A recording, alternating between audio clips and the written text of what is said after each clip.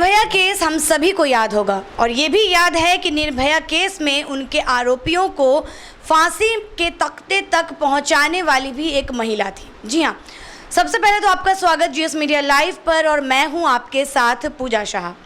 Nirbhaya case की बात हो रही थी और निर्भया केस की बात आज मैंने इसलिए छेड़ी क्योंकि जब भी निर्भया का नाम आता है तो उनके आरोपी के चेहरे भी हमारे सामने आ जाते हैं। लेकिन जब ये बात हमें याद आती है कि उनके आरोपियों को अब फांसी की सज़ा हो चुकी है तो उसके पीछे जिस महिला का सबसे बड़ा योगदान था उन्हें हम कैसे भूल सकते हैं। जी हाँ, मैं बात कर रही हूँ सीमा समृद्धि की। और आज पटना के महिला विकास मंच द्वारा सीमा समृद्धि जी को यहाँ पर बुलाया गया और उनका स्वागत किया गया। कई सारी बातें साझा की सीमा जी ने। उन्होंने ये भी कहा कि इस केस को देखने वाली छाया शर्मा जो कि डीसीपी थी वहाँ की, उन्होंने सबसे बड़ा योगदान दिया था इस केस को लेकर के। बहुत सारी बातें उन्होंने बताई, लेकिन इन सभी बातों के बीच, मुद्दों के बीच एक बात अभी भी हमारे जहन से मिटती नहीं है, वो ये कि इतने बड़े रेप केस के हो जाने के बाद, उनके आरोपियों को सज़ा मिल जाने के बाद भी आखिर क्यों ये रेप केसेस की जो संख्या है ये घट नहीं रही। आखिर कैसे लोग हैं ये जिनके मन के भीतर ये डर बिल्कुल भी पैदा नहीं हो रही है। चलिए सबसे पहले देखते हैं कि क्या कुछ कहा है आज महिला विकास मंच पर सीमा समृद्धि जी ने। हमारी बड़ी जीत ये रही कि जो हमारी सिस्टर थी निर्भया, जिनको मैं बाकी में अपनी सिस्टर मानती थी, उनको मैं जस्टिस दिला पाई। उनकी इच्छा थी कि जिस तरीके से उन दरिंदों ने उनको नोचा था, उनको डिस्ट्रॉय किया था, उनकी इच्छा थी कि उनको जिंदा जलाया जाए। लेकिन हमारे लॉ में जो प्रोविज़न है कि जिंदा तो नहीं जलाया जाता है, फांसी की सज़ा दी जाती है। तो मैं उस जगह तक इस सिस्टम को चैलेंज करते हुए उनको फांसी के फंदे तक पहुंचा पाई, 4 लोगों को। तो ये हमारी बड़ी जीत थी। प्रशासन ने बहुत सपोर्ट नहीं किया और ये मैं कहूँगी कि हमारे भारत की ये विडंबना है। मैं अपने भारत को बहुत प्यार करती हूँ, लेकिन इसका मतलब ये नहीं है कि देश की 49% आबादी जो आज भी अपनी आज़ादी के लिए फाइट कर रही है, तो हमें दुख इस बात का होता है कि उनके लिए हम आवाज़ उठाते हैं तो इस भारत के अंदर जो लोग इसके लिए रिस्पॉन्सिबल हैं उनके अगेंस्ट हम हमेशा आवाज़ उठाएंगे। और इसीलिए मैं आज यहाँ पर भी आई हूँ।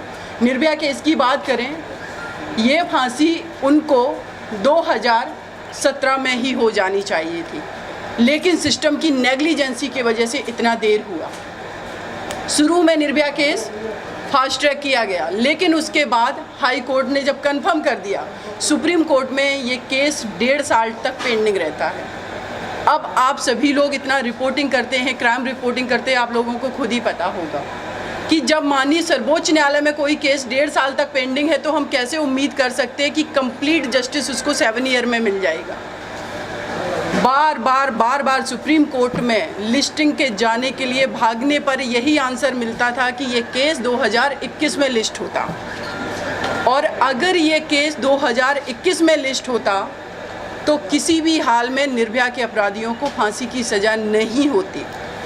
उसके पीछे जो टेक्निकल कारण है वो ये है कि कोई भी फांसी की सज़ा पाया अपराधी अगर 8 साल तक जेल में रह लेता है तो उसके पास ये अधिकार बन जाता है अकॉर्डिंग टू कॉन्स्टिट्यूशन का आर्टिकल 21 कि उसको फिर फांसी नहीं दी जाएगी, क्योंकि आप उसको 8 साल तक जेल में रखा, अब आप फांसी देंगे तो इसके ये डबल सज़ा हो जाएगी। ये रूल है सुप्रीम कोर्ट का। और अगर निर्भया का केस 2021 में लिस्ट होता तो 8 साल हो चुके होते उन लोगों को जेल में, और फिर उनके पास ये अधिकार उनका बन जाता कि उनको फांसी ना दी जाए।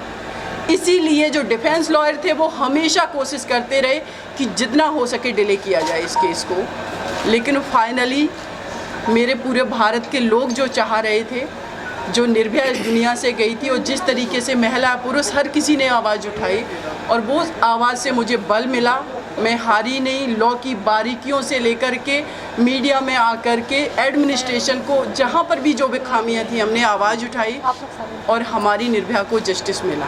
आपने देखा किस तरीके से उन्होंने निर्भया केस के बारे में बहुत सारी बातें बताई, लेकिन इसी के साथ अब आगे क्या कुछ होगा वो भी आप देखेंगे। लेकिन इससे पहले मैं एक बात आपको ज़रूर बता दूं कि रेप केसेस हों या मोलेस्टेशन केसेस हों या फिर घरेलू हिंसा के केसेस हों, ये अभी तक कम होने का नाम नहीं ले रही हैं। एक रिपोर्ट के मुताबिक ये माना गया और ये कहा भी गया कि पिछले 10 सालों में जितने ज़्यादा घरेलू हिंसाएं नहीं हुई हैं उतनी इस 4 महीने के कोरोना काल में हिंदुस्तान में हो चुकी हैं। कुछ वीडियोस भी हमारे सामने आए। उस वीडियोस में दिखाया गया कि एक महिला ने अपने बॉस से केवल मास्क पहनने को कहा तो उसके बॉस ने उसे बुरी तरीके से पीटा। कई सारी ऐसे वीडियोस भी आए जिसमें कि पति अपनी पत्नियों को बुरी तरीके से मार रहा है, उनके घर का जो पेट है वो उनको बचाने की कोशिश कर रहा है। कई सारी ऐसे वीडियोस आए जिनमें बच्चा रो रहा है, सास वहीं खड़ी हैं, लेकिन फिर भी पति अपनी पत्नी को बुरी तरीके से मारे जा रहा है। आखिर ये सब क्या है? आखिर ये जो लोग हैं इतने आक्रोशित क्यों हैं? आखिर ये सब कब बंद होगा? हम जीएस मीडिया लाइव के द्वारा ये बिल्कुल नहीं कहते हैं कि वो महिलाएं जो इन सारे कानूनों का दुरुपयोग करती हैं हम उनका समर्थन करते हैं। जी नहीं और बिल्कुल नहीं। ऐसे पुरुष भी हैं जिनके साथ अत्याचार होते हैं और हम भी उनके साथ हैं। लेकिन उन महिलाओं के बारे में आज हम जब चर्चा कर रहे हैं तो आपको ये भी बता दूं कि सीमा समृद्धि जी ने क्या कुछ कहा। उन्होंने कह दिया कि जो लड़के और लड़कियां लिव इन में रहते हैं और वो लड़का जब उससे प्रॉमिस करता है, उससे कस्में वादे खाता है और उसको ये बात कहता है कि मैं तुमसे ही शादी करूंगा, लेकिन बाद में किसी भी कारण से वो मुकर जाता है, तो अब सीमा जी इस बात को लेकर के सुप्रीम कोर्ट तक जाने वाली हैं और इस बात पर, इस मुद्दे पर चाहती हैं वो कि एक ऐसा एक्ट निकले, एक ऐसा बिल पास हो जिसमें कि उन लड़कों को भी, उन पुरुषों को भी एक सज़ा राफ्ता किया जाए, उनको भी दोषी माना जाए। इसी बीच और भी बहुत सारी बातें सीमा जी ने कही, आपको मैं दिखाऊंगी आज की इस वीडियो में और आपको ये भी बताऊंगी कि किस तरीके से उन्होंने लिव इन रिलेशनशिप के बारे में खुलकर बातें की और किस तरीके से उन्होंने ये भी कहा कि घरेलू हिंसाएं जो होती हैं इसमें महिला की चुप्पी भी बहुत बड़ा कारण है। इसमें उन्होंने ये भी कहा कि जो पुरुष होते हैं वो अपने आप को पुरुष प्रधान समाज की वजह से बहुत ज़्यादा मजबूत समझते हैं और इसी वजह से कहीं ना कहीं वो महिलाओं को दबाने की भी कोशिश करते हैं। लेकिन ज़रूरत इसमें ये भी होती है कि जब उस महिला पे किसी भी तरीके का अत्याचार हो रहा है तब उसके जहन में सबसे बड़ा सवाल ये आता है कि वो अपने परिवार के खिलाफ ही किस तरीके से आवाज़ उठाएगी।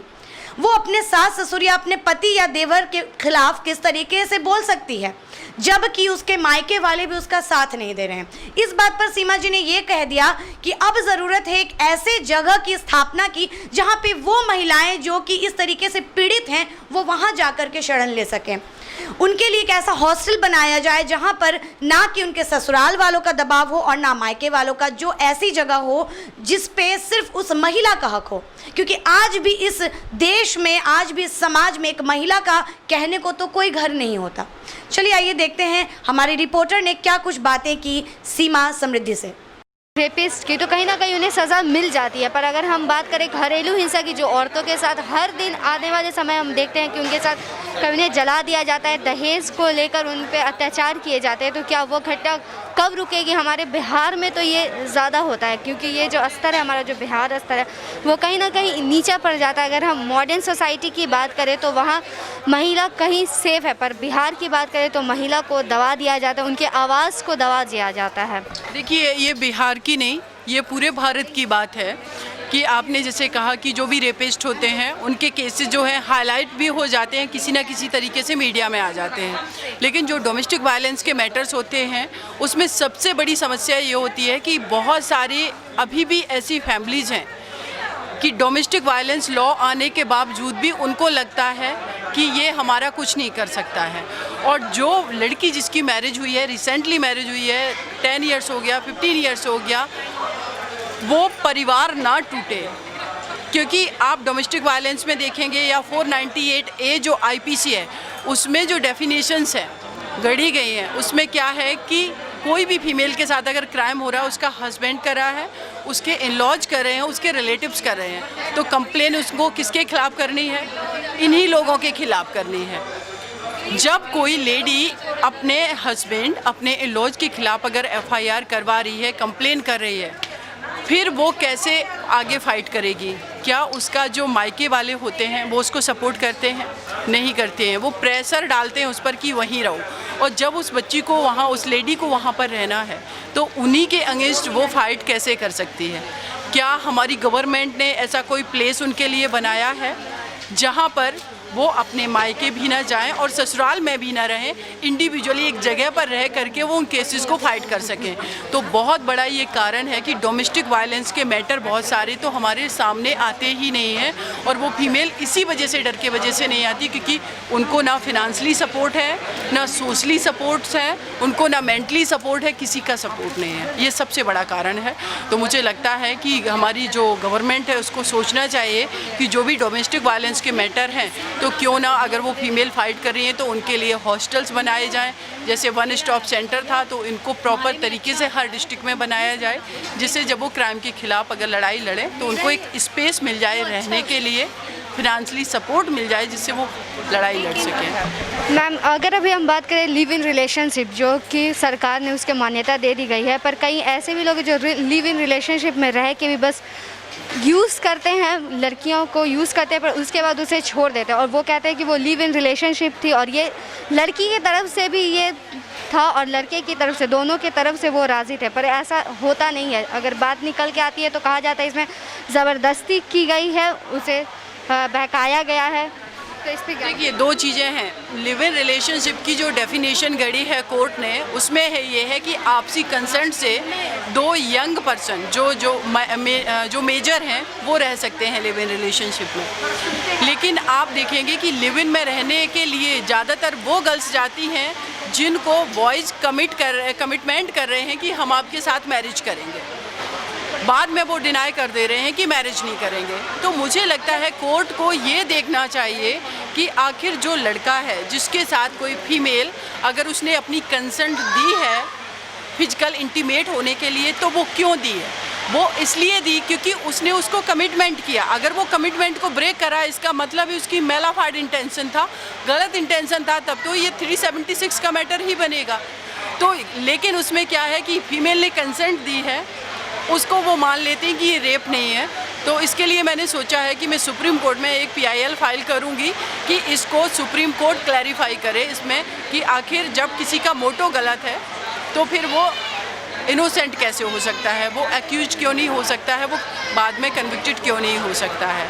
कह दिया जाता है लिव इन रिलेशनशिप, पर वो लिव इन रिलेशनशिप रहता नहीं है कहीं ना कहीं। सॉरी, वो कह दिया जाता है कि लिव इन रिलेशनशिप है वो, पर वो रहते नहीं है, बस उसे यूज़ किया जाता है और बाद में फिर डिनाई कर रहे हैं। देखिए, ऐसा नहीं है, बहुत सारे केसेस ऐसा है कि कई एक मेट्रो सिटीज़ में जेन्युइनली लोग लिव इन रिलेशनशिप में रह रहे हैं और ये भी आपस में वो अपना एक ओरल उनका कमिटमेंट होता है कि हम मैरिज नहीं करेंगे, तो उस केस की बात अलग होती है। लेकिन जहाँ पर कमिटमेंट मैरिज का होने के बाद अगर कोई लिव इन में जाने के लिए लड़की एग्री कर रही है और वहाँ लड़का बाद में डिनाई कर रहा है और लड़की है वो 376 की FIR अगर दर्ज करवा रही है, तो डेफिनेटली उस लड़के को उस सेक्शन में पनिश किया जाना चाहिए, क्योंकि उसका इंटेंशन गलत था।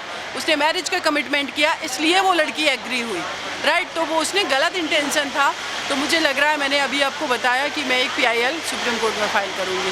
बहुत बहुत धन्यवाद मैम आप। जी हाँ, तो आपने देखा किस तरीके से सीमा समृद्धि जी ने महिलाओं पर हो रहे प्रताड़ना के बारे में आज खुलकर बातें की। बहुत सारी बातें उन्होंने साझा की, कह दिया उन्होंने कि किस तरीके से लिव इन रिलेशनशिप में एक पुरुष को भी अपने कायदे में और अपने दायरे में रहना चाहिए। उन्होंने ये भी बातें खुलकर कही कि अगर एक लड़का एक लड़की अपने सहमति से फिजिकल हो रहा है, तो उसमें अगर वो लड़का किसी भी तरीके का फेक कमिटमेंट कर देता है, तो फिर उस लड़के को भी दोषी करार देने की अब ज़रूरत है।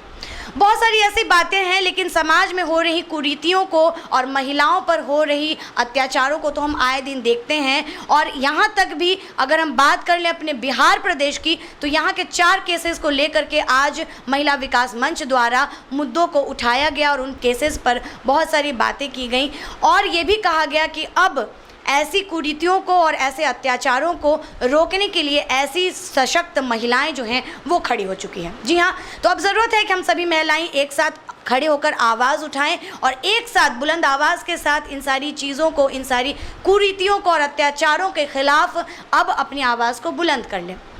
ऐसे ही सोच के साथ और ऐसे ही खबरों के साथ अब जुड़े रहिएगा GS मीडिया लाइव के द्वारा। तब तक के लिए शुक्रिया।